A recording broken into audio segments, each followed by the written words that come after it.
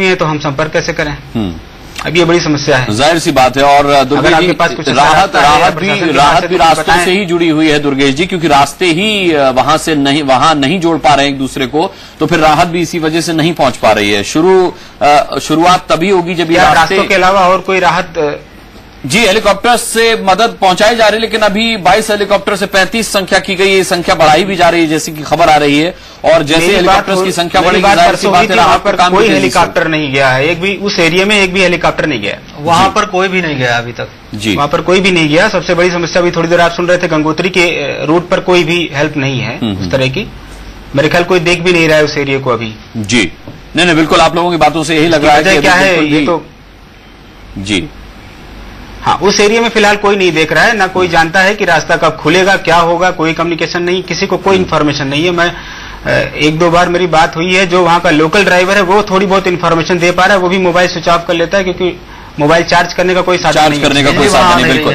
कमलेश भी आपके साथ हैं। कमलेश, आपसे जानना चाहेंगे आपके परिवार से कौन फंसा हुआ है?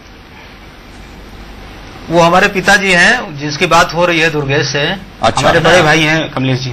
अच्छा, दुर्गेश के बड़े भाई हैं। आप दोनों पहले संपर्क हम ही से हुआ था, ड्राइवर ने फोन। जी। ठीक है। मेरे साथ अनिल कुमार सिंह भी हैं। पड़े हुए हैं। ठीक है, अनिल कुमार सिंह भी है मेरे साथ यहाँ पर। अनिल जी, आपके परिवार से कौन फंसा हुआ है? मेरे गुरु महाराज जी हैं, स्वामी धर्मदेव जी महाराज जी फंसे हुए हैं, और उनके साथ 1000-1200 आदमी हमारे संगत के आदमी हैं, और जिसमें हमारे बच्चे भी हैं 2, और मेरी मिसेज भी है। सब तीनों बच्चे मेरे भैया। नहीं, राहत की बात ये देखिए, रोइए इसलिए मत, क्योंकि आप को पता है कि वो इस दुनिया में जीवित हैं और फंसे हुए हैं। अब जैसे ही रास्ते ठीक हो जाएंगे वो आप तक पहुंच भी जाएंगे।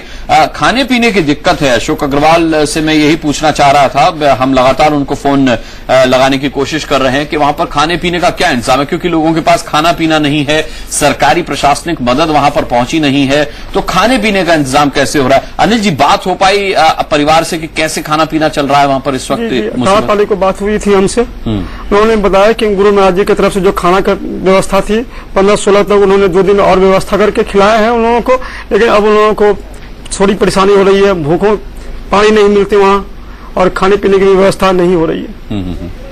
और प्रशासन से भी यहाँ से मैंने भी कई बार फोन किया हूँ, लेकिन वहाँ कोई कंसल्ट नहीं हो पाती, कोई बात नहीं हो पाती वहाँ से। और दिक्कत यह है कि 5 रुपए का जो बिस्किट आता है वो भी 100 रुपए का इस वक्त बिक रहा है, क्योंकि स्थानीय लोगों के सामने भी समस्या ये है कि वो भी रसद कहां से लाएं। उनके घरों में भी राशन जो है वो सीमित है। अगर वो मदद करना भी चाहेंगे तो फिर वो अपनी मदद कैसे करेंगे, क्योंकि रास्ते कटे हुए हैं, कोई कनेक्टिविटी नहीं है। लोग राशन पानी खरीदने के लिए जाएं तो कहां जाएं?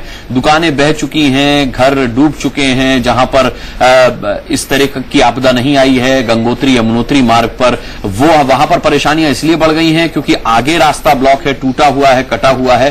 तो वो लोग जो वहां फंसे हुए हैं वो आगे नहीं बढ़ पा रहे हैं। जाम किलोमीटरों तक लंबा लगा हुआ है। लोगों के पास खाने पीने का सामान खत्म हो चुका है। अब खरीद कर अगर वो कुछ खा रहे हैं तो उनके पैसे खत्म हो चुके हैं। ये बड़ी दिक्कत है, और ऐसे में दुर्भाग्यपूर्ण ये है कि प्रशासन की मदद अब तक उनको नहीं मिल पाई है। आपको बता दें, उत्तराखंड के 4 धाम यात्रा पर गए मुंबई के शुक्ला दंपत्ति का अब तक कोई पता नहीं चल पाया है। परिवार का